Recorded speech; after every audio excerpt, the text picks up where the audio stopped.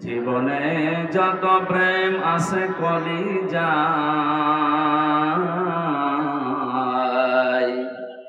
নবীজির তরে সবটুকু দিয়ে দেব তাই। বিনিময় শাফাত যদি তার পাই, মুছে যাবে জীবনে যত ব্যথা ভার। বালাগল উলা বিকামালিহি কাশাফাত দুজা বিজামালিহি, হাসনাত জামিউ খিসালিহি, সাল্লু আলাইহি ওয়া আলিহি। আলহামদুলিল্লাহ। এই কথা বন্ধ করো, এই কথা বলে দিল।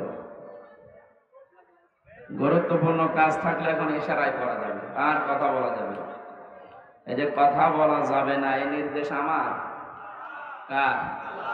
ফাসতামিউ লাহু ওয়া আনসিতু। কোরআনের আলোচনা আরম্ভ হলে শুধু চোখ থাকবেন তা না, দিলের কান লাগিয়ে শোনাও লাগবে, দুইটাই ফরজ।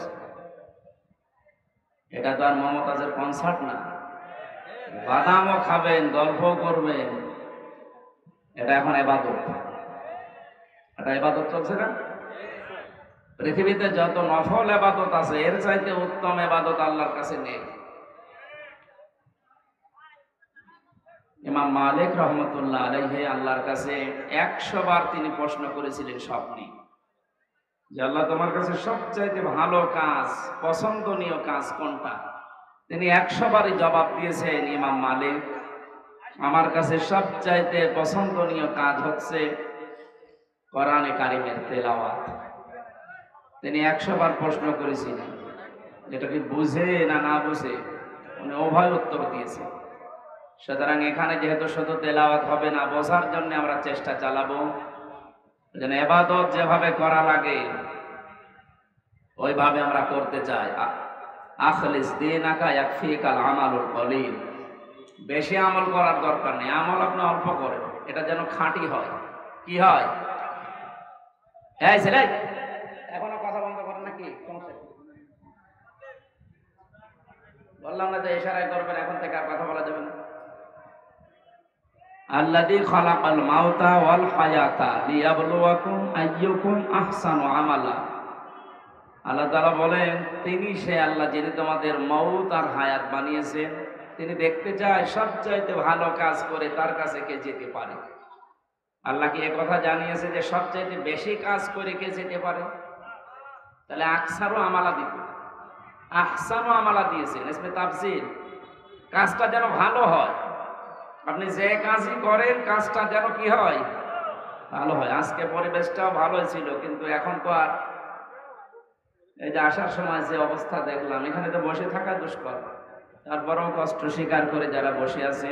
আমরা জানি যে ইবাদতে কষ্ট বেশি ও ইবাদতে সওয়াব বেশি। সুতরাং আজকের এই ময়দানে কোরআনের আলোচনা শোনা মানে দুইটা আলোচনা শুনলে যে সওয়াব পেবেন, আজকে একটাই, তাই আল্লাহ দিয়ে দেবেন, ডবল হবে। সিস্টেম অপর পৃষ্ঠায় আছে, পৃথিবীতে 3টা অপরাধের শাস্তিও ডবল হয়। যে ইবাদতে কষ্ট বেশি ওই ইবাদতে যেমন সওয়াব বেশি, ডবল ডবল সওয়াব হয়। 3টা অপরাধ যদি পৃথিবীতে কেউ করে, ওই অপরাধের জন্য শাস্তিও আল্লাহ দেবেন ডবল। 1 নম্বরে যারা আল্লাহর সাথে অন্য কাউকে শরীক করে বা ডাকে, এটা বাংলাদেশ, ভারত আর পাকিস্তানে বেশি ছিল। একে একে গো একে,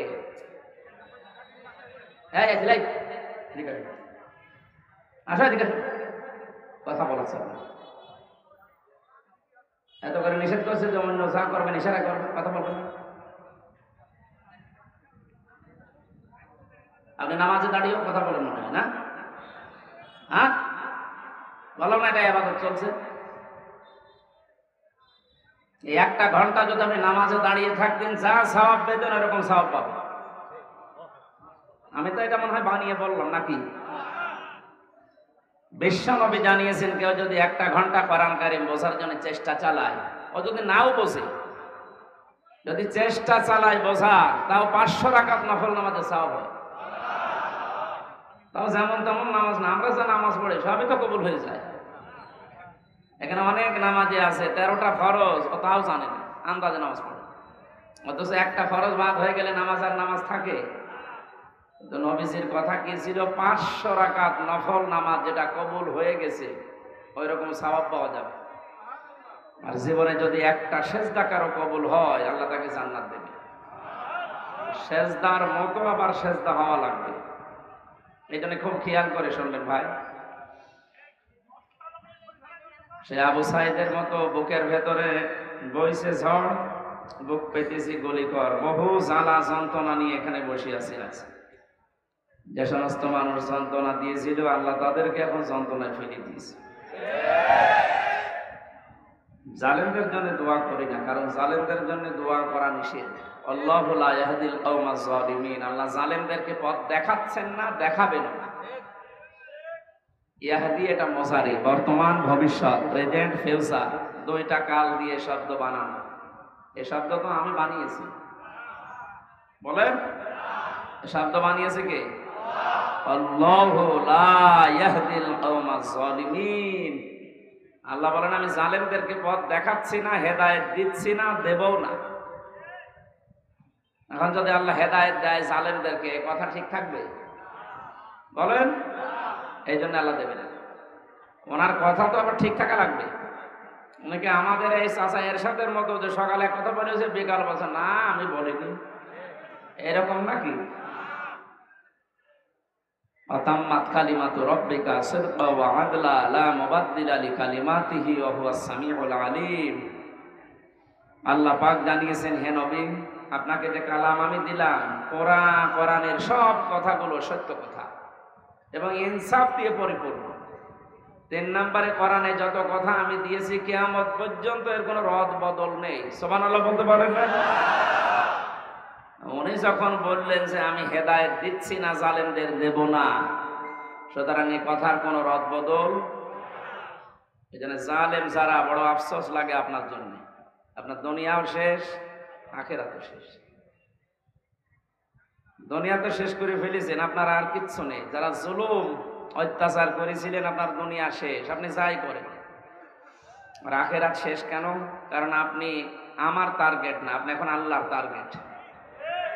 ইন্নামাস সাবিলু আলাল্লাযিনা ইয়াজলিমুনান নাস, সূরা শুরার 42 নম্বর আয়াতের প্রথম অংশে আছে। আল্লাহ পাক বলেন আমি নিজে জালেমদের বিরুদ্ধে অভিযোগ দায়ের করব, কেস করব, মামলা দেব। বলে জালেমের বিরুদ্ধে কিয়ামতে মামলা দেবে আব্দুল গফুর সাহেব কে? আপনি ভাবতেছেন কত কঠিন কথা এটা। জালেমদের বিরুদ্ধে আজ এই দেশের কিছু মানুষ মামলা দিয়েছে, তাই ওদের অবস্থা যা দেখলাম। গত পরশুদিন আমার হাজিরা ছিল, আমার মামলা সব ঢিসমিস হয়ে গেছে আলহামদুলিল্লাহ।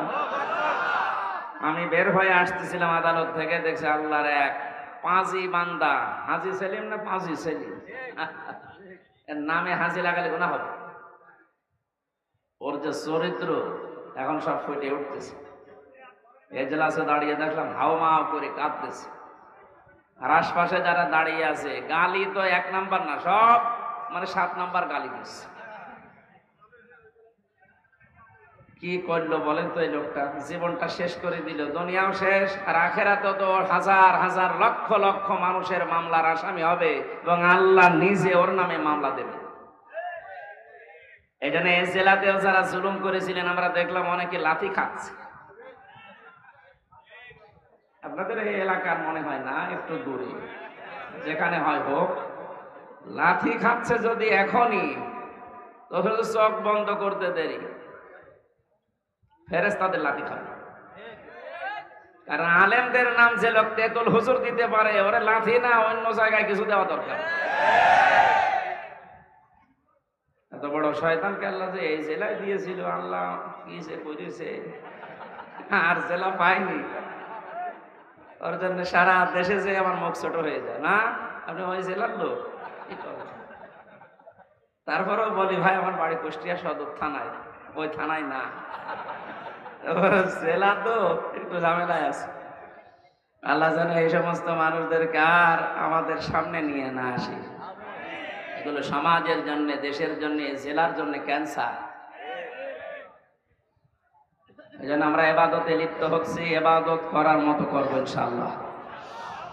বাংলাদেশের ঐতিহ্যবাহী জেলা, আমার প্রাণ প্রিয় জেলা কুষ্টিয়া, নামটা শুনলে আমার অন্তর ভরে যায়। মেরপুর থানার অন্তর্গত তালবাড়িয়া হাই স্কুল ময়দানে, এটা হাই স্কুল, যুব সমাজের উদ্যোগে আয়োজিত, এলাকায় যারা ইন্তেকাল করেছে, কবরে আছে, তাহির রুহের মাগফিরাত কামনায় মাহফিলের আয়োজন। এখানে দল মত নির্বিশেষে সবাই আমরা আছি, কারণ সবার আত্মীয় স্বজনই মাটির নিচে আছে। কথা বলে এই জন্য এটা নিছক রাজনৈতিক কোনো বিষয় মনে করে আপনি আবার চলে যেন না, কপালে আগুন লাগবে। আর রাজনীতি যদি কোরআন দিয়ে আমি করি, আপনাকে শোনা লাগবে। কোরআনের বাইরে যদি আমি কিছু বলি, আপনি চলে যাবেন, কোনো অসুবিধা নেই। আগে যে ভয়টা দেখাতেন যে হুজুর রাজনীতি করবেন না, এখন এসে বলেন তো দেখি, আসেন। কয়েকদিন আগে বাংলাদেশের গোয়েন্দা বিভাগের যিনি প্রধান, ডিজিএফআই এর প্রধান আমাকে মোবাইলে জানিয়েছে, সারা দেশে কোরআনের কথা বলবেন, কোনো অনুমতি লাগবে না। প্রধান উপদেষ্টা ডক্টর মোহাম্মদ ইউনূস ঘোষণা দিয়েছে, অন্যান্য ধর্মীয় অনুষ্ঠান যেভাবে চলে, মুসলমানদের কোরআন প্রচার করতে কোনো অনুমতির প্রয়োজন নেই। যেই ফোর্সে আল্লাহ কোরআনে দিয়েছেন কথা, আপনি ওই ফোর্সে বলবেন। কিন্তু কমিটিতে যারা থাকে, কর্তৃপক্ষকে বলবেন তারা যেন মেয়েদের প্যান্ডেলটা আলাদা রাখে, পুরুষের আনাগোনা সেখানে যেন না হয়। এখানে এরকম আছে তো? হ্যাঁ, ঠিক আছে, আলহামদুলিল্লাহ।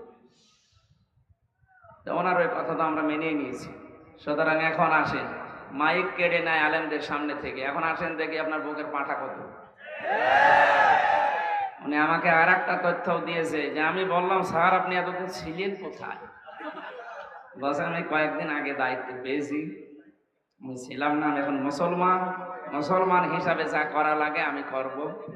আপনারা কোরআন প্রচার করেন, কেউ যদি কোনো জেলায়, কোনো থানায়, কোনো ইউনিয়নে বাধা দেয়, শুধু তার নামটা আমারে দেবে, ঠ্যাং ভেঙে ফেলবে। আমরা তো এইটাই চাচ্ছিলাম, যে দেশে কোরআন বিরোধী কোনো মানুষ যেন মাথা ছাড়া দিয়ে উঠতে না পারে। সুতরাং এটা আমরা যারা মানুষ হারিয়েছি, কবরে আছে আমাদের মা বাবা, আত্মীয় স্বজন, একটা মানুষ যখন কবরে থাকে সে যেন সাগরে থাকে। একটা খড়কোটা পেলে যেভাবে মানুষ আঁকড়িয়ে ধরে, আমরা এখান থেকে আজকে মোনাজাত করলে, কোরআনে কারিম তেলাওয়াত করে পাঠালে, আল্লাহ পাক নবী জানিয়েছেন, সে যেন মনে হয় যে একটা কিছু পেয়েছে। কত অসহায় অবস্থায় আছে, আপনাকে 2-3 তালা 5 তালা বাড়ি করে দিয়ে আপনি জানেন, আর আপনি একটু সময় তার জন্য বের করতে পারছেন না। সুতরাং দলমত নির্বিশেষে যারা এসেছি, মহাবিশ্বয় আমাদের মালিকের মুখের পবিত্র বাণী কোরআনে কারিম তাফসীরুল কোরআন মাহফিলের স্বনামধন্য সভাপতি, কথা বলা যাবে না ভাই, সাবেক উপজেলা চেয়ারম্যান মিরপুর কুষ্টিয়া, বিশিষ্ট ইসলামী চিন্তাবিদ, রাজনীতিবিদ, আমাদের অভিভাবক, বাংলাদেশ জামাতে ইসলামী কুষ্টিয়া জেলা শাখার নায়েবে আমির আলহাজ মোহাম্মদ আব্দুল গফুর। নাম দেখেছেন? আল্লাহর যে নাম আছে 5000, তার ভেতরে একটা গফুর। এই নামের কারণে আল্লাহ লক্ষ লক্ষ কোটি বান্দাকে মাফ করে দিবে। গফুরের আগে আব্দুল লাগিয়েছেন, গফুরের বান্দা। এই জন্য যাদের নাম আল্লাহর নামের সাথে মিল করে রাখা, তাদেরকে এই গফুর বলে ডাকা যাবে না, আব্দুল গফুর বলা লাগবে, আব্দুল মান্নান বলা লাগবে, আব্দুল হান্নান বলা লাগবে। কথা বুঝতেছে? অনেক সম্মানিত নাম, আল্লাহর নাম। মহান আল্লাহ তার এই গোলামকে তার বান্দা হিসাবে যেন তৈরি করে নেন, তার জীবনের ভালো কাজগুলো কবুল করেন। মানুষ হিসাবে যদি কিছু অন্যায় থাকে, আল্লাহ গফুর নামের খাতিরে মাফ করে দেন। সম্মানিত পরিচালক, আপনাদের এলাকার সন্তান মনে হয় নাকি? কোথায় বাড়ি? এলফামার, ইসলামিক চিন্তাবিদ, শিক্ষাবিদ জনাব মাওলানা শাহ সাহেব বিল্লাহ। আলোচনা রাখলেন মাওলানা হুসাইন আহমেদ মাহফুজ, কুষ্টিয়া ওলামা বিভাগ, বাংলাদেশ জামাতে ইসলামের অঙ্গ সংগঠন। জেলা সেক্রেটারি মাওলানা ইয়াসির আরাফাত জিহাদি সহ আমি নাম জানি না অনেকের, এজন্য একবারে দোয়া করছি ওয়ারাফা'না লাকা যিকরাক। যারাই আছে তাদের ঈমান এবং আমল অনুযায়ী আল্লাহ যেন মান সম্মান দুনিয়া আখিরাতে আরো বাড়িয়ে দেন। বলেন বলেন। একবারে সব দোয়া করলাম বলে এবার রাগ করলেন না, মানে অনেক জায়গায় আছে তো। এক শিক্ষক বলছিল ছাত্রকে, ছেলে গোট বানান কর। Sir A B C D F G H I J K L M N O P Q R S T U V W X Y Z, কি করবি? এর ভেতরে আছে, আপনি বানান করিয়ে দিন। আমি সব অক্ষর বলে দিয়েছি, আপনি শুধু জি ডবল ও ডি বানান করিয়ে দিন। আমি একবারে দোয়া করেছি কোরআনের আয়াত দিয়ে, ওয়ারাফা'না লাকা যিকরাক। এই মঞ্চে বসা আছেন শ্রদ্ধাভাজন ব্যক্তিবর্গ, অত্র এলাকার বিভিন্ন রাজনৈতিক দলের নেতা কর্মীরা, সামনে বসা তাওহীদি জনতা, পর্দার আড়ালের সম্মানিত মা এবং বোনেরা, প্রশাসনের ভাইরা। এখন আর বলা লাগছে না, কারণ থানা পুড়িয়ে গেছে। কি একটা দুর্বিসন্ধি চলছিল দেখেছেন এই অনুষ্ঠানটা করতে। পাতি নেতা থেকে শুরু করে যার নাম নিতেও ঘৃণা লাগে জালেম, তার কাছে কোরআন প্রচার করা হবে, প্রসার করা হবে, অনুমতি নেওয়া লাগবে। কত নিচে নেমেছিলাম আমরা। এখান থেকে শুরু করে 1 2 3 14 জনের কমপক্ষে অনুমতি নেওয়া লাগতো। কোরআন প্রচারে বাধা আমার মনে হয় পৃথিবী তৈরি হওয়ার পর থেকে এই 15 বছরের মতো হয়। আমারটা, অন্যটা আমি জানি না, আমি দেখেছি। সব কমপ্লিট করার পরে স্টেজ থেকে আমার নামিয়ে দিয়েছে। আমার 100টা অনুষ্ঠানের প্রায় 95টা বন্ধ করে দিত। বলেন সুবহানাল্লাহ। তারা যে সমস্ত কথা শোনাতো আমাদেরকে যে আমরা নিরাপত্তার জন্য এগুলো করি, দেখো এখন নিরাপত্তা লাগছে না? কথা বলে না কেন? বাংলাদেশ জামাত ইসলামী কুষ্টিয়া জেলা শাখার উদ্যোগে কিছুদিন আগে 500-র উপরে প্রায় 700 আলেম এসেছিল এতিমখানায় কুষ্টিয়া। সব ঘরানার আলেমরা এসেছিল। এখানে 2.5 ঘন্টা 3 ঘন্টা আলেমদের আলোচনা হয়েছে। আপনি ভাবেন তো, শুধু একটা মাস আগে যদি 500 না 5 জন এক জায়গায় আলেম হতো, কতগুলো মামলা হতো? কোন জায়গা থেকে আমরা কোথায় এসেছি আজ? আমার মনে হয় সেজদায় পড়ে থাকা দরকার। 5 তারিখে আগস্ট মাসের 1:30টার পর থেকে যখন শুনলাম যে আল্লাহ রহমত নাজিল করছে, সেজদায় পড়ে গিয়েছিলাম যে এই আর মনে হয় না তোলাই ভালো মাথা। এখন দিন দিন যা বুঝতে পারছি, আসলে আমার সেজদা থেকে মাথা না তোলায় ভালো। এইরকম উপকার আল্লাহ আমাদেরকে করেছে। স্বাধীন দেশে পরাধীন অবস্থায় ছিলাম আর নাম করতাম যে আমরা স্বাধীন। কিসের স্বাধীন? কুষ্টিয়ায় আমার বাড়ি। আমার চাচা আওয়ামী লীগ করে, উনি আমার দাওয়াত দিয়েছে খাবার খাওয়ার জন্য। যদিও আওয়ামী লীগের বাড়ি খাবার খাওয়া ঠিক না, না সব আওয়ামী লীগ না, আমার চাচার মতো যারা। এখন নিয়ে গেল, যাওয়ার পরে খাবার খেয়েছি। এখানকার একজন নেতা গোছের মানুষ ওনারে কল দিয়েছে। হ্যাঁ, কেন ওনারে দাওয়াত দিলে? বলছে আমার ভাতিজা। না, ভাতিজা হলেও হবে না। তার 2 দিন পরে আল্লাহ তাআলা এই অবস্থা করে দিয়েছে। এখন তাদেরকে দাওয়াত দিয়েও খুঁজে পাওয়া যাচ্ছে না। কোথায় যে আছে আল্লাহ জানে আর ফেরেশতা জানে। যারা আমরা এসেছি কোরআনে কারিমের এই অনুষ্ঠানে ইবাদত মনে করে বলেন আলহামদুলিল্লাহ। দরুদ আর সালাম পড়ছি আমাদের নবী মুহাম্মদুর রাসূলুল্লাহ সাল্লাল্লাহু আলাইহি ওয়াসাল্লামের প্রতি। আমি খুব কম সময় কথা বলবো, কারণ দিনের বেলা সিলাইদা ছিল, গলা ব্যথা করছে। ওদের মাইক এই রওশনের সাদের মতো মাইক, ও ছাতা যতই ধাক্কা দিয়ে হয় না, কারণ শেষ। আজকেরটা মনে হয় ঠিক আছে। এই মাইক কোথাকার? মেরপুরের। হ্যাঁ, এই মাইকটা আশপাশে অনুষ্ঠান হলে নেবেন, এটা ভালো আছে। আমি যেই কথাই বলবো এখন থেকে, পরের শব্দ থেকে একটা শিক্ষা নিয়ে তারপরে সামনে যাব ইনশাআল্লাহ। আল্লাহ রাব্বুল আলামিন বলেন, ইয়া আইয়ুহাল্লাযীনা আমানু আতিউল্লাহা ওয়া আতিউর রাসূলা ওয়া উলিল আমরি মিনকুম। ইলা আখিরি আয়াত। সূরা নেসা 5 নাম্বার পারার 6 নাম্বার পৃষ্ঠার 9 নাম্বার লাইনের 59 নাম্বার আয়াতের প্রথম অংশে আছে তাফসিরে ফি জিলালিল কোরআন। কত আলেম এখানে বসে আছে, আপনার যদি একটু সন্দেহ লাগে ওনাকে জিজ্ঞাসা করবেন পরে। আমি যেটা বলছি ওটার সাথে কোরআন এবং বাস্তবতা যদি মিলে যায়, আপনাকে এই মুহূর্তে সিদ্ধান্ত পাল্টিয়ে মেনে নেওয়া লাগবে। আপনি নিজেও কোরআন পড়েন না, হামজা বলছে আপনি মানবেনও না, আপনি কি হয়েছেন? কি আপনি কি লাথি খাবেন? হ্যাঁ, আদালতে প্রবেশ করার সময় যে পুলিশের সামনে ওনারে লাথি দিয়েছিল, পুলিশকে বললাম ভাই আপনি দেখলেন না কুষ্টিয়ার লোকের লাথি দিল আর আপনি দেখলেন? বলছে করবো কি? যে লোকটা লাথি দিয়ে বেরিয়ে গেল ওরে ধরতে পারলেন না, ধরবো কি করে? ওরে তো আমি ব্যবস্থা করে দিয়েছি, মার। কারণ জালেমদের বিপক্ষে শুধু মানুষ না, সৃষ্টি জগৎ সব এবং আল্লাহ নিজে। অনেকে মনে করে যে জালেমরা এত কিছু করে, কিছুই তো হয় না। আলা তাহসাবান্নাল্লাহা গাফিলান আম্মা ইয়ামালুজ জালিমুন। সূরা ইব্রাহিমের 42 নাম্বার আয়াতের প্রথম অংশে আছে, আল্লাহ পাক বলেন, হে পৃথিবীর মানুষেরা, কি ধারণা করো যে জালেমদের সম্পর্কে আমি কোনো খোঁজ রাখি না, আমি গাফেল? না, ওদেরকে আমি ছাড় দিয়েছি।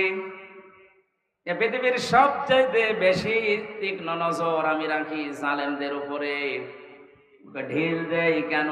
ইন্নামা নুওয়াল্লিহিম লিয়াজদাদু ইসমা, যেন ওদের পাপটা পরিপূর্ণ হয়ে যায়। ওয়ালাহুম আযাবুম মুহিন, পাপ পরিপূর্ণ হয়ে গেলে আমি ওকে নিকৃষ্টতম যন্ত্রণাদায়ক অপমানকর শাস্তি দিতে পারবো। এই আয়াতের বাস্তব প্রমাণ আপনি দেখেন। কালামানিক আপনি সমর্থন জানাচ্ছেন, সহযোগিতা করছেন। মাইয়াশফা শাফাআতান হাসানাতাই ইয়াকুল লাহু নাসীবুম মিনহা ওয়া মাইয়াশফা শাফাআতান সাজ্জিয়াতাই ইয়াকুল লাহু কিফলুম মিনহা ওয়া কানাল্লাহু আলা কুল্লি শাইইন মুকিতা। বলেন আল্লাহু আকবার। সূরা নেসা 5 নাম্বার পারার 10 নাম্বার পৃষ্ঠার 11 নাম্বার লাইনের 85 নাম্বার আয়াত, এটা ইবনে কাসিরে আছে। আল্লাহ পাক বলেন, যদি কেউ এই পৃথিবীতে ভালো কাজের সাহায্য করে, রায় দেয়, সাপোর্ট করে, ভোট দেয়, ওই লোকটা ক্ষমতা পেয়ে যত ভালো কাজ করবে, আপনি শুধু একটা রায় দেওয়ার কারণে ওই সওয়াব পেতেই থাকবেন। কোন মানুষ যদি অন্যায় কাজে সাপোর্ট করে, অন্যায় কাজ করার দ্বারা যে গুনাহ হবে, আপনি শুধু একটা রায় দিয়েছিলেন, এই কারণে একই গুনার ভাগ হবে। এই আয়াতের ব্যাখ্যা করতে গিয়ে আমি দেখেছি মুফাসসির লিখেছেন, কিয়ামতে বহু মানুষ উঠবে, তার আমলনামায় জিনার গুনাহ লেখা থাকবে। ডাক দিয়ে বলবে, রব্বুল আলামিন, এটা ফেরেশতারা ভুল করেছে। কি হলো? আমি তো জীবনে জিনা করিনি, আমার জায়েজ স্ত্রী ছিল, সারা জীবন আমি বৈধভাবে সংসার করলাম, আর তোমার ফেরেশতারা লিখেছে আমি নাকি জিনা করেছি। একটা কথা হলো, আল্লাহ পাক বলেন, বান্দা আমি জানি তুমি জিনা করনি। এমন লোককে রায় দিয়েছিলে যে লোকটা রায় পেয়ে সংসদে এই বিল পাস করেছিল। এরকম মানুষ দেশে নেই? এমন মানুষকে রায় দিয়েছে, এই লোকটা রায় পাওয়ার পরে এমন এমন জায়গায় রাত কাটিয়েছে। আমি দেখতে পাই এই দেশে প্রায় 250টার উপরে নাইট ক্লাব চলছে শুধু ঢাকাতে। কুষ্টিয়াতেও প্রায় 14টার উপরে চলছে। এ সমস্ত জায়গায় তো শুধু আল্লাহর জিকির হয়। নিজের জায়েজ স্ত্রী বাদ দিয়ে যারা এখানে হাজার হাজার লক্ষ লক্ষ টাকা খরচ করে এগুলো চালাচ্ছেন, তাদের চরিত্র কোথায় নেমেছে বলা লাগবে না, বুঝে ফেলেছেন। আপনি যে শুধু রায় দিয়েছিলেন, ওই লোকটা যত দিন নিজে হোটেলে রাত কাটিয়েছে, যত রকমের জেনা, তার হাতের জেনা, মুখের জেনা, চোখের জেনা, লজ্জাস্থানের জেনা, যত রকমের জেনা হয়েছিল ওগুলো সব ফ্লাক্সে লোড হয়ে বিকাশ হয়ে আপনার আমলনামায় যাচ্ছে। এখন যদি বলেন হুজুর আমার বিকাশ নাম্বার খোলা নেই, এমনি খুলে যাবে, খোলা লাগবে। ভোটার আইডি কার্ড দিয়ে ছবি দিয়ে তারপরে টিপসই দিয়ে বিকাশ করবেন, লাগবে না, এমনি খুলে যাবে। শুধু রায়টা দিয়ে দেখেন। আপনাকে আমি বলছি না যে অমকে দাঁড়িয়েছে তারে রায় দেন না, আপনি দেখবেন যে 5 জন দাঁড়িয়েছে ভোটে, এর ভেতরে আল্লাহ রসুলকে মেনে চলে কোন লোকটা, আপনি তারে দেন। কারণ আপনার এই রায়টা রায় না, এটা একটা ইবাদত। এটা কি?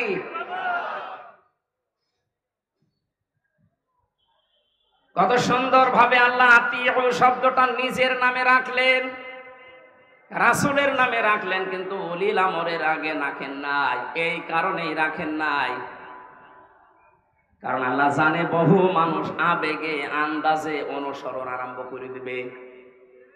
কোরআনে কারীম জানাচ্ছে, ইত্তাবিউ মা উনজিলা ইলাইকুম মির রাব্বিকুম ওয়া লা তাত্তাবিউ মিন দুনিহি আউলিয়া কলিলাম মা তাযাক্কারুন।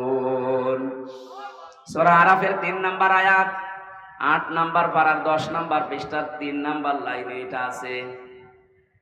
আল্লাহ পাক বলেন, সবাই মিলে অনুসরণ করো, অনুকরণ করো যেটা তোমাদের প্রতি তোমাদের রব নাজিল করেছে। অকুষ্টিয়াবাসী আমরা এক বাক্যে স্বীকার করি, আমাদের রব আমাদেরকে দিয়েছেন কোরআন। কথা বলেন না কেন? কোন সন্দেহ আছে এর ভেতরে? তাহলে অনুসরণ করা লাগবে, একা একা না, সবাই মিলে। ইত্তাবিউ বহুবচন, এই জন্যই তো আহ্বান জানাচ্ছি। নয়তো আমি একা একা মেনে যদি জান্নাতে যেতে পারতাম, আপনাদের জীবনও ডাকতাম না। এই যে কোরআন শরীফ আমি হাতে নিয়ে বলছি, সত্যি যদি আল্লাহ এখানে 1 বছর দিত যে অনুসরণ কর, তোরা জান্নাত দিয়ে দেব, আপনাদেরকে আমি জীবনও বলতাম না। কারণ আমার বাবার যা আছে, আমার যা আছে, আমি কিচ্ছু না করলে অন্তত মরণ পর্যন্ত আমার কেটে যাবে। আমি একা তো জান্নাতে যেতে পারছি না, আপনাকে আমার বাঁচানো লাগবে। কুল হাদিহি সাবিলি আদউ ইলাল্লাহ আলা বাসীরাতিন আনা ওয়া মান ইত্তাবা'আনি ইলা আখির আয়াত। সূরা ইউসুফের 108 নম্বর আয়াতে আছে, আল্লাহ পাক বলেন, নবী আপনি বলেন এইটাই আমার পথ, এটাই আমার। আমি মানুষকে আল্লাহর দিকে ডাকি, আন্দাজে ডাকি না, আমি বুঝে শুনে ডাকি, আলা বাসীরাতিন দেখে দেখে ডাকি, কারণ এইটাই আমার কাজ। এবার একটা তথ্য বলছি হাদিস থেকে, বিশ্বনবী জানিয়েছেন, মানে মান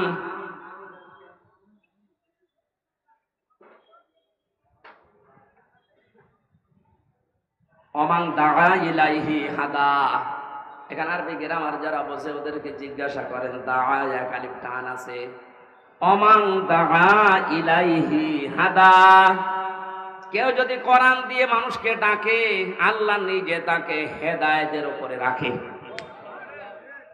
আমি এমনিতেই ঝুঁকিপূর্ণ পথ বেছে নেইনি। 3টা বছর জেলখানায় থাকার পরে তো সিদ্ধান্ত নিতে পারতাম না যে যা করছে করুক, লা ইলাহা ইল্লাল্লাহ, পারতাম না। আমার বাবার যা আছে, সত্যি কথা বলছে, আমি একা, আমার কিছু চলে যেত। কিন্তু এই রক্ত পিচ্ছিল পথে আমি বেছে নিয়েছি। আল্লাহ পাকের ঘোষণা, আমি যদি হেদায়েতের উপরে থাকতে চাই, কোন গাছতলায় বসে, আস্তানায় বসে, খানকায় বসে হেদায়েতের উপরে থাকা যাবে না। হেদায়েতের উপরে থাকতে হলে দাঁড়া আল্লাহর দিকে কোরআন দিয়ে মানুষকে ডাকা লাগবে। আমি যদি ডাকতে পারি, আল্লাহ নিজে দায়িত্ব নিয়ে আপনাকে রাখবে হেদায়েতের উপরে। আর যাদেরকে আমি ডাক দেব তাদের অবস্থা কি? ফাকাদ হুদিয়া ইলা সিরাতিল মুস্তাকিম। এই যে আলেম যারা আছে, ফা দিলেন কেন এখানে?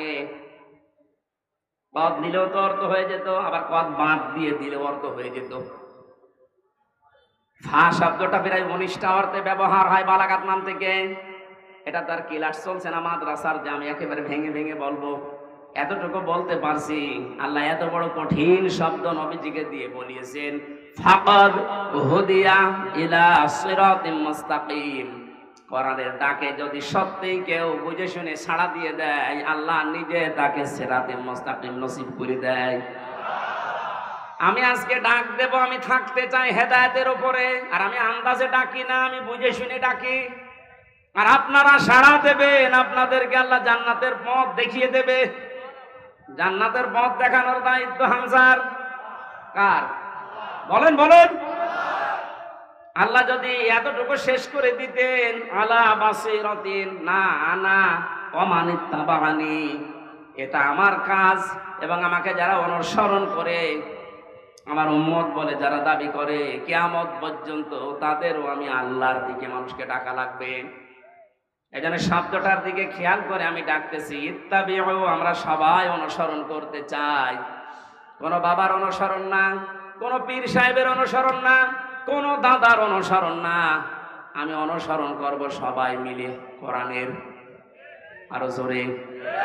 আল্লাহ এতটুকু শেষ করলেন না, আরেকটু বাড়িয়েছেন, ওয়ালা তাত্তাবিউ, এই অনুসরণ করা যাবে না, মিন দুনিহি আউলিয়া, ওলির বহু বচন আউলিয়া। এ দুনিয়ায় কোন ওলি আল্লাহর অনুসরণ করার দরকার নেই। এই শব্দটা শোনার পরে মনে হচ্ছে আল্লাহ তার ওলিদের বিরুদ্ধে। না মানে বাংলা অর্থ করেন তো, দেখি করেন। ওয়ালা তাত্তাবিউ মিন দুনিহি আউলিয়া, কোন ওলির অনুসরণ দরকার নেই। আল্লাহ একজন ওলিকেও বাদ দেয়নি, সব শেষ। বাংলা অর্থ করলে মনে হচ্ছে আল্লাহ তার ওলিদের বিরুদ্ধে। না, ব্যাখ্যায় গিয়ে দেখলাম আল্লাহ এই জন্য নিষেধ করেছেন, কারণ আল্লাহ ভালোভাবে জানেন পৃথিবীতে বহু মানুষ এমন আসবে, ওরা আল্লাহর চাইতে ওদের আব্বাকে বড় মনে করবে, যেটা শুরু হয়েছিল। 15 বছরে একজন আব্বার জিকির আমরা যত করেছি, আমার তো যতটুকু জ্ঞান বুদ্ধি, আমার মনে হয় যদি আমরা আল্লাহর জিকির ওই মনে মানে করতাম, আমরা আল্লাহর ওলি হয়ে যেতাম। আল্লাহ তাহলে ওলিদের বিরুদ্ধে না, আল্লাহ বলতে চেয়েছিলেন এইটা, যে অনেকে আবেগে আল্লাহরে বাদ দিয়ে আব্বাকে উপরে তুলে ফেলবে। এই জন্য আল্লাহ সব বাদ দিয়েছেন, সব বাদ দে, কলিলাম মা তাযাক্কারুন। আল্লাহ আফসোস করছেন, না আমার এই কথাগুলো শোনার পরে বিশ্বাস করা দূরের কথা, অধিকাংশ মানুষই মুখ ফিরিয়ে চলে যাবে। আপনারা চলে যাবেন? যাবেন? আল্লাহর এই আফসোস থাকতে দেবেন? দল মত নির্বিশেষে আজকে থেকে আমার এই সিদ্ধান্ত নিয়ে যাওয়া লাগবে। আমি যেহেতু রায় দেব সামনে, এটা একটা ইবাদত, নামাজের মতো একটা ইবাদত। নামাজ পড়লে সওয়াবের উদ্দেশ্যে, রায় দেব আমি সওয়াবের উদ্দেশ্যে। আমার আমল নামায় যেন হজের সওয়াব লেখা হয়, হজ না করে। আব্দুল গফুর সাহেব যদি দায়িত্ব পায়, ওখানে যে যদি হজের পক্ষে কথা বলে, যেমন এখন ডক্টর আফাম খালিদ সাহেব বলছে না, 7.5 লাখ 8 লাখ 9 লাখ টাকা লাগতো হজ করতে। উনি দায়িত্ব নিয়েই বলছে সিন্ডিকেট ভেঙে দেওয়া লাগবে। কোন কারণে এত টাকা লাগবে একটা ফরজ হজ করতে? 3.5 লাখ থেকে 4 লাখ টাকা হলে খুব ভালোভাবে হজ করা যায়। আমার পাশের রাষ্ট্র থেকে যাচ্ছে, আর আমরা এখান থেকে 8.5 লাখ 9 লাখ টাকা লাগবে কেন? এ সিন্ডিকেট ভাঙা লাগবে। এইরকম খালিদের মতো মানুষ যদি দেশে 151 জন তৈরি হয়ে যায়, আর এই রায়টা যদি পাশ হয়ে যায়, কিয়ামত পর্যন্ত যত মানুষ দেশে আসবে, আমল নামায় দেখবেন এমনিতেই হজের সওয়াব লেখা হয়ে গেছে। হজ না করে আপনি হাজি, কিয়ামতে আল্লাহ আপনাকে হাজি বলে ডাকবে, বলবেন আল্লাহ আমি তো হজ করিনি। আল্লাহ জবাব দেবেন, বান্দা আমি জানি তুমি হজ করনি, এমন জায়গায় তুমি রায়টা দিয়েছিলে, তোমার রায় পেয়ে লোকটা চেয়ারে বসেছিল। শুধু চেয়ারে বসে নাই, ওখান থেকে আমার একটা ফরজ বিধান হজের পক্ষে কথা বলেছিল। আল্লাহ কিন্তু ফেরেশতা দিয়েও এটা পারে না, পারে না? কিন্তু আমাদেরকে আল্লাহ দায়িত্বই তো দিয়েছে খলিফা হিসাবে, ইন্নী জাইলুম ফিল আরদি খলিফা, আমি তোদেরকে দুনিয়ায় পাঠালাম খলিফা করে। এই শব্দটা যেমন এমন জায়গায় লাগিয়েছে এই দেশের মানুষ, আমরা অনেকে খলিফা মনে করি যারা কাপড় চোপড় সেলাই করে, দর্জি, ওটা খলিফা। এমনকি বাংলাদেশের এমনও জেলা আছে যেখানে চুল কেটে দেয় যারা, তাদেরকে খলিফা বলে। এমনও জায়গায় এদেশে আছে যারা ওই যে ছোট ঠ্যাং কেটে দেয়, খতনা করে দেয় না, হাসাম না, ওরা বলে খলিফা। আপনি বুঝেছেন কোথায় নিয়ে গেছে শব্দটা? অথচ খলিফা শব্দটা আল্লাহ নির্বাচিত করে পাঠিয়েছেন। ইন্নী, অবশ্যই আমি, জাইলুন ফিল আরদি খলিফা, আমি জমিনে খলিফা পাঠাবো। কোন জায়গায়? এই জবাব দেবেন, কোন জায়গায়? আল্লাহকে এখানে বলেছেন ইন্নী জাইলুন ফিল খানকা খলিফা। এখন তো খানকায় গেলেই মানুষ খলিফা হয়ে যাচ্ছে। কিসের খলিফা আপনি? খানকায় গেলে খলিফা হবে, কথা কোরআনে হাদিসে কোন জায়গায় আছে দেখান। আল্লাহ বলেন জমিনে খলিফা পাঠিয়েছি। ইন্নী জাইলুন ফিল মাসাজিদি খলিফা, মসজিদে খলিফা পাঠাবো। তাহলে কিছু জিকির আজকার করলে আপনি মাপ পেয়ে যেতেন। যদি বলতেন ইন্নী জাইলুন ফিল মাদারিসি খলিফা, মসজিদে মাদ্রাসায় খলিফা পাঠাবো, তাহলে সায়েম বিল্লাহর মতো একটা মাদ্রাসা করে কিছু ছেলে মেয়েকে পড়ালে আপনি মাপ পেয়ে যেতেন। আল্লাহ কিন্তু শব্দটা দিয়েছেন ইন্নী জাইলুন ফিল আরদি। কোথায়? ফিল আরদি, জমিনে। এই জমিনে আজ আমরা যেহেতু এই দায়িত্বটা পালন করি না, আমরা কেউ খানকায়, কেউ গাছতলায়, কেউ মসজিদে, কেউ মাদ্রাসায়, কেউ দরবারে, জমিনটা জালেমরা ফাঁকা পেয়েছিল, 180 মাইল বেগে চালাচ্ছিল। আমার কথার অর্থ যদি না বোঝার ভান করে থাকেন, এদিকে আসেন, আসেন, ঝড়ে কোদাল দিয়ে বোঝাচ্ছে। জমিনটা ফাঁকা পেয়েছিল না, যা মনে লেগেছে তাই করেছে। যেহেতু আল্লাহর খলিফা আমরা, কেউ জমিনে নেই, কেউ ঢুকে গেছে আস্তানায়, কেউ দরবারে, কেউ মাদ্রাসায়, জমিনটা ফাঁকা পেয়ে মন মতো ওরা চালিয়েছে। এখন আর না, আমরা বুঝে ফেলেছি আল্লাহ আমাদেরকে পাঠিয়েছে ফিল আরদি। কোথায়? আরো জোরে, আরো জোরে। সুতরাং জমিনে থাকতে রাজি আছি আমরা।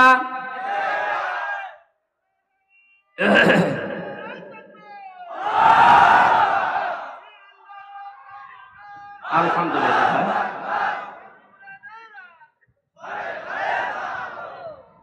এতক্ষণ পর্যন্ত যা বলছি তার সামারাইজ এইটা। এমন মানুষকে আমরা রায় দেব, ভোট দেব, তার পেছনে থাকবো যেই মানুষটা আল্লাহ রসুলকে মেনে চলে। সে জামাত ইসলাম হওয়া লাগবে, চরমনায় হওয়া লাগবে, শর্ত না। দেখবেন এই লোকটা আল্লাহ রসুলকে মেনে চলে কিনা। আর যার চেহারা দেখলে আল্লাহর আগেই রাগ হয়ে যাবে কি? কারণ আপনাকে তো আল্লাহ বিচারের জন্য ডাকবেন, একা একা না, ডাকবেন কয়জন করে? নেতা সাহা, নেতা আগে, কর্মী পরে। এমন নেতার পেছনে থাকেন যারা দেখলে মানুষ লাথি দিচ্ছে, আল্লাহ লাথি দেবে। কথা বলেন না? আপনার বিবেকে কি বলে বলেন? এখন আমি অন্য জেলার কথা বাদ দিলাম, এই জেলায় যারা দায়িত্বে ছিল এদেরকে যদি আপনি সামনে রাখেন, পেছনে আপনি, ওর যে চেহারা, চরিত্রের কথা তো বাদই দিলাম, ওর যে চেহারা, সিরাত সরাত নবীজির কোনটা আছে ওর ভেতরে, সামনে দিয়ে আপনি পেছনে, কি মনে হচ্ছে আপনার কাছে? আল্লাহ ওর দিকে তাকালে আপনার পর্যন্ত যাবে। ওর দিকে তাকিয়ে তো আল্লাহ বুঝবে যে সূরাত সিরাতের ভেতরে বাইরে তো সবই আল্লাহর জানা। তখন বলবে ওর পেছনে যেটা আছে আরো 2 নাম্বার। কথা বলে না কেন? দেখবে নিজেই বলছে ঠিক, যে যার পেছনে আছে ওরে যদি সামনে রাখি আল্লাহ মাফ করবে না, ও ধরা খাবে না। আপনি তো ধরা খেয়ে বসে আছেন, এখনো বলছে ঠিক।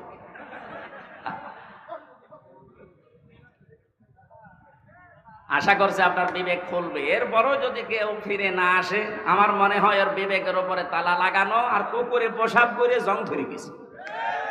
আল্লাহ আমাদের হেফাজত করুন, আমিন। আমি এত নিচু কথা বলতাম না, এই উদাহরণটা দিলাম আপনাদের জন্য, আপনার বিবেকে তালা যেন খুলে যায়।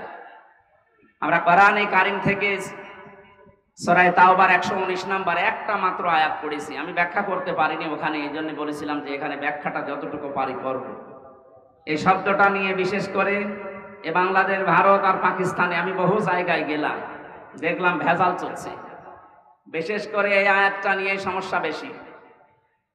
আয়াতের সমস্যা না, ব্যাখ্যা করতে গিয়েছে সেই দিকে আছে ওইদিকে টেনে টেনে কথা বলে।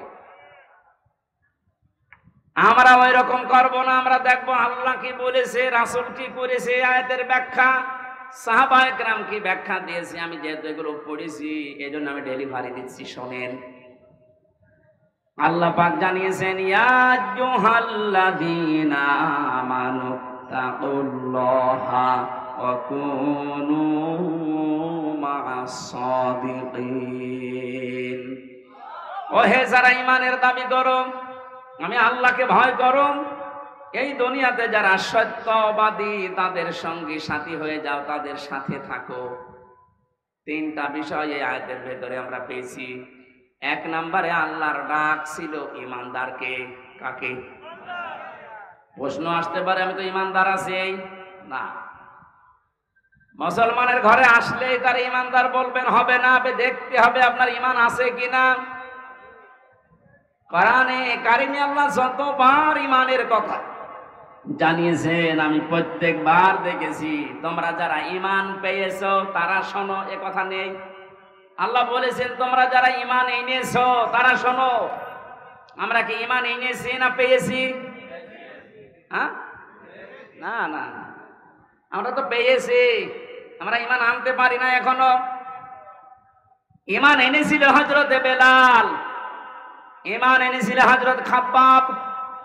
তাকান তাদের জীবনের দিকে, ঈমান আনার কারণে কি গেছে তাদের উপর দিয়ে। হযরতে সুমাইয়া ঈমান এনেছিল তারা, আর আমরা ঈমান পেয়েছি। আমরা ঈমান কি করেছি? এজন্য আমাদের ঈমান আনতে হবে। আমি খুব অল্প কথাই বলছি, আপনার ঈমান এবার আপনি আনলেন। মনে করেন লা ইলাহা ইল্লাল্লাহু মুহাম্মাদুর রাসূলুল্লাহ। ঈমান এনেছেন। ঈমান আনার পরে ঈমান আছে কিনা নাকি চলে গেল? প্রশ্ন আসতে পারে, ঈমান চলে যায় কি করে? হাদিস নবীজিকে প্রশ্ন করছে এক সাহাবী, হে নবী আমার ঈমান আছে, এটা আমি টের পাবো কি করে? বিশ্বনবী বলেন, ইদা সাররাতকা হাসানাতুকা ওয়া সাআতকা সাজ্জিয়াতুকা ফাআনতা মুমিন। যখন তোমার ভালো কাজগুলো তোমাকে আনন্দ দেবে আর অন্যায় কাজ করলেই তোমার কষ্ট লাগবে, তখন বুঝবে যে তোমার ঈমান আছে। ও বাংলার মুসলমানেরা, এদেশে ভালো কাজ সবার কাছে ভালো লাগে না। অন্যায় কাজ সবার কাছে অন্যায় লাগে, কষ্ট লাগে না? লাগে না। এই থিওরিটা মনে রাখেন, যাদের ভালো কাজ ভালো লাগে, অন্যায় কাজ যাদের কাছে কষ্ট দেয় না, এই মানুষগুলো ঈমান নেই। ও যত বড় জুব্বা গায়ে দিক না কেন, এই যে কোরআনে কারিম প্রচার করা, এটা ভালো কাজ না মন্দ কাজ? এই ভালো কাজেও সবাই কি খুশি? না না, সবাই খুশি না। যারা এই ভালো কাজে খুশি হয়েছে, আপনি মনে মনে ভাবতে পারেন যে আপনি অন্তত আর যাই থাক আপনার ঈমান আছে।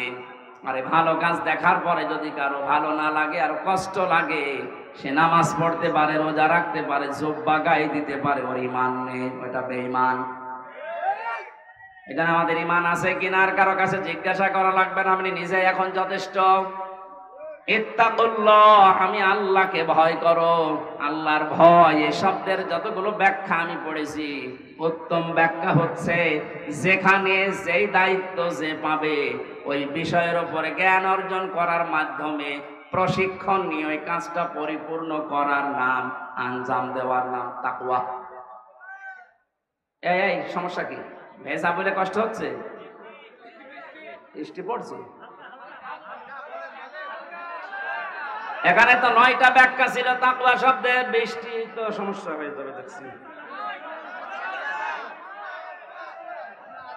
আকুনু মা'আস সাদিকিন। ঈমান আনলে এখানে 9টা পয়েন্ট পেয়েছিলাম আমরা। কোন মানুষ যদি ঈমান আনার পরে তাকওয়া অবলম্বন করে, মহান আল্লাহ তাকে দুনিয়ায় 9টা, আখিরাতে 27টা উপকার করবেন বলে কোরআনে ঘোষণা দিয়েছেন। বলেন সুবহানাল্লাহ।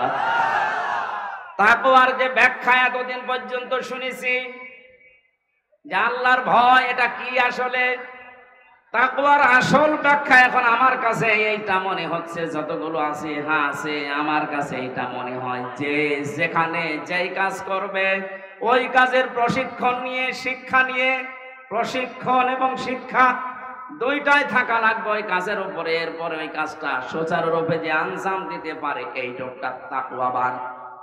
বাংলাদেশ আজ এইটা ছিল না।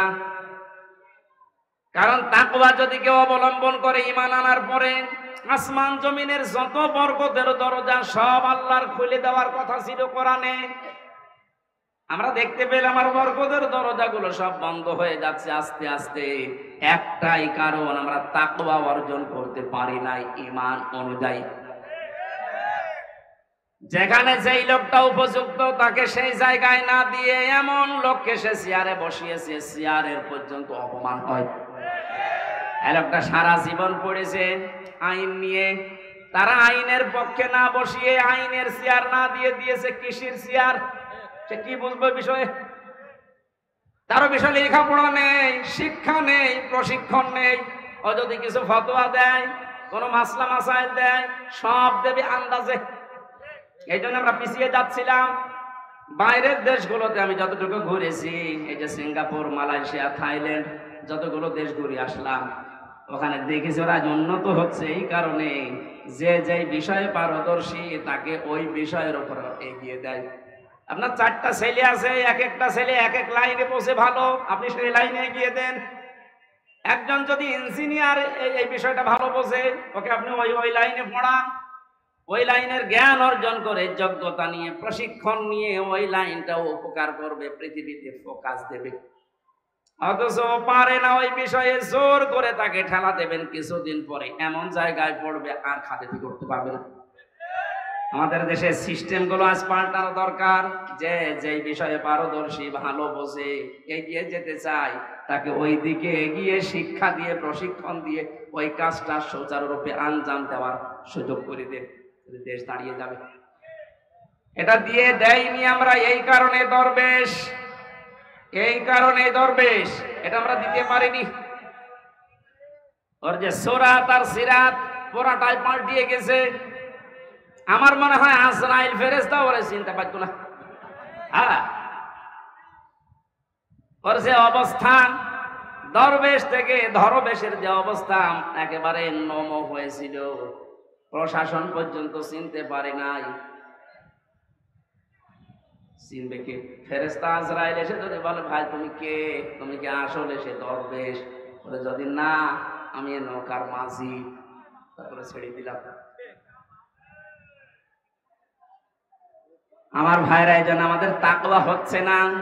তাকওয়া যারা অর্জন করেছিল ওই মানুষগুলোকে আল্লাহ দুনিয়াতে কে কে উপকার করেছিলেন।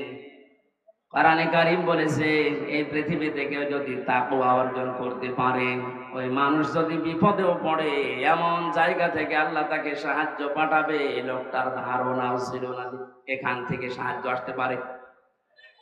সত্যবাদী যারা, তাদের সাথে যেহেতু থাকার জন্য আল্লাহ নির্দেশ দিচ্ছেন, সত্যবাদী মনে করে আমরা মনে করি এই যে বিশাল চোখবাসার গায়ে আছে, পাগড়ি মাথায় আছে, হাতে তসবি আছে, মসজিদ, মাদ্রাসা, খানকা ছাড়া কিচ্ছু বোঝে না, এই সত্যবাদী না। কোরআনে কারিমে আয়াতের ব্যাখ্যা আছে সূরা বাকারার 177 নম্বর আয়াতে আল্লাহ পাক জানিয়েছেন, কেউ যদি সত্যবাদী তার ইমানের দাবিতে হতে চায়, 10টা কাজ তাকে দুনিয়ায় আঞ্জাম দেওয়া লাগবে। বাংলাদেশ সহ পৃথিবীতে যারা এই 10টা কাজ আঞ্জাম দেখছেন, এই মানুষগুলো তাদের ইমানের দাবিতে সত্যবাদী।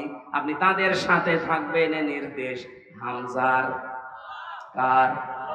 আরো জোরে বলেন। এই নির্দেশটা আপনাকে মানা লাগবে আজকে। শুধু পূর্ব পশ্চিম দিকে মুখ ঘোরালে সওয়াব হয় নাকি? বৃষ্টি শুরু হয়ে গেছে। না না, কষ্ট হবে ভাই, ভিজে যাবে। এই কোরআন শরীফ নিয়ে যান, কোরআন শরীফটা নিয়ে ভালো জায়গায় রাখে। সুবহানাল্লাহ, আলহামদুলিল্লাহ। আমার এই যে কয়েকদিন পরে, আজকে কয় তারিখ? 5 তারিখ। আর 4 দিন পরে এই যে 16 দাগ ভেড়া মারার ভেতরে, ভেড়া মারার 16 দাগ, ওখানে আমার মাহফিল আছে রাত 9টা থেকে 11টা পর্যন্ত। ওখানে যাবেন, আমি 9টায় থাকবো। এই যে ময়নুল ভাই আছে, উনিও থাকবেন। পরিবেশ এখন কি হবে বলতে পারছি না, কারণ এখন মাহফিলের সময় না। এই ভাই ভাই 14-15টা জেলায় যারা দায়িত্বে ছিল আমার ঢুকতেই দেয়নি। এই জন্য ডেট গুলো সব আমি দিয়েছিলাম চট্টগ্রাম, সিলেট, ওই সমস্ত বিভাগে। এখন ওদেরকে বলে বলে নিয়ে আসা লাগছে, কারণ একজনকে দিয়ে দিলে আবার কাটা যায় আন্দাজে, তারা তো কষ্ট পাবে। এরপরেও চেষ্টা চালাচ্ছি, বৃষ্টি যখন শুরু হয়ে যাচ্ছে ওই দিন আসেন, কথা বলবেন ইনশাআল্লাহ। আল্লাহুম্মা আমিন। লা ইলাহা ইল্লা আনতা সুবহানাকা ইন্নী কুনতু মিনাজ জালিমিন। ও মাবুদ, আমার প্রাণ প্রিয় ছেলে এই কুষ্টিয়ার মানুষগুলো কোরআনের জন্য যেমন পাগল হয়েছে, এদেরকে তুমি কোরআনের শাসন দিয়ে ধন্য করো। এ মাহফিলের আয়োজন করতে গিয়ে তোমার যে বান্দারা শ্রম দিয়েছে, এদের শ্রম গুলো কবুল করে নাও। শাহ মোহাম্মদ সায়েম বিল্লাহ সহ যত মানুষ এই মাহফিলের জন্য এসেছে, যে যেইভাবে সহযোগিতা করেছে, আল্লাহ তাদের সাহায্য সহযোগিতা কবুল করে নাও। মাহফিলের সম্মানিত সভাপতি আলহাজ আব্দুল গফুর, আল্লাহ তুমি আমাদেরকে তার অভিভাবকত্ব কবুল করে নাও। আমরা দেখতে চাই এরকম মানুষগুলো যেন এই দেশের মানুষের অভিভাবক হয়। আল্লাহ তুমি সাহায্য করো। মা বোনদেরকে পর্দায় থাকার তৌফিক দাও। তাদের পেটে আল্লাহ তুমি হাসান হোসাইনের মতো সন্তান দান করো। রোগ থেকে আমাদেরকে বাঁচাও। এই কুষ্টিয়ার মাটির নিচে যত মানুষ ঘুমিয়ে আছে, কোরআনের ইজ্জতে মাফ করে দাও। কখন কার কাছে আজরাইল আসে জানি না, যখনই আসবে যেন শেষ কথা এটা বলতে পারি, লা ইলাহা ইল্লাল্লাহু মুহাম্মাদুর